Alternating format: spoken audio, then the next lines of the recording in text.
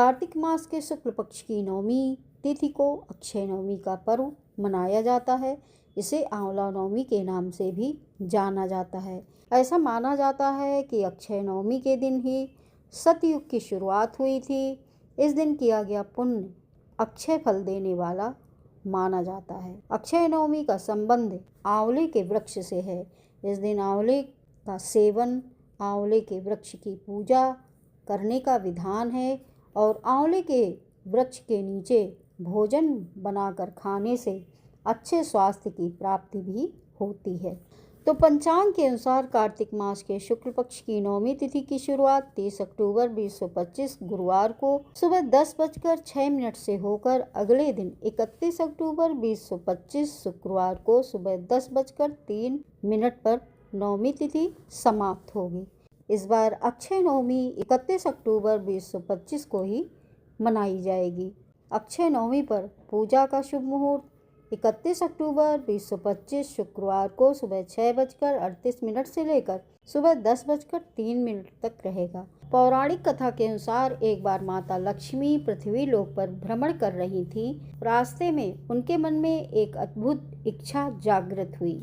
वह चाहती थी कि उन्हें भगवान विष्णु और भोलेनाथ शिव दोनों की पूजा एक साथ करने का सौभाग्य प्राप्त हो। माता विचार करने लगी कि इन दोनों देवताओं की पूजा एक ही समय में कैसे की जाए, क्योंकि भगवान विष्णु को तुलसी जी अत्यंत प्रिय हैं और भगवान शिव जी को बेलपत्र। तभी माता लक्ष्मी ने एक आंवले का वृक्ष देखा। उन्हें तुरंत यह ज्ञान हुआ कि तुलसी और बेलपत्र के सभी गुण एक साथ इस आंवले के वृक्ष में समाये हुए हैं। अतः यह वृक्ष साक्षात भगवान विष्णु और भगवान शिव का संयुक्त स्वरूप है। माता लक्ष्मी ने तत्काल उस आंवले के पेड़ को विष्णु और शिव का प्रतीक मानकर पूरे विधि विधान से उसकी पूजा अर्चना शुरू कर दी। उन्होंने आंवले के वृक्ष की परिक्रमा की और उसमें जल चढ़ाया और दीप दान किया। परिणाम स्वरूप माता लक्ष्मी की भक्ति से प्रसन्न होकर भगवान विष्णु और भगवान शिव दोनों एक साथ वहां प्रकट हुए। माता लक्ष्मी ने आंवले के पेड़ के नीचे ही भोजन तैयार किया और सबसे पहले दोनों देवताओं को भोजन कराया। इसके बाद उन्होंने स्वयं उस भोजन को प्रसाद रूप में ग्रहण किया। चूँकि यह घटना कार्तिक शुक्ल पक्ष की नवमी के दिन हुई थी, तो इसलिए तभी से इस तिथि पर आंवले के वृक्ष की पूजा, उसके नीचे बैठकर भोजन करने और दान करने की परंपरा शुरू हो गई।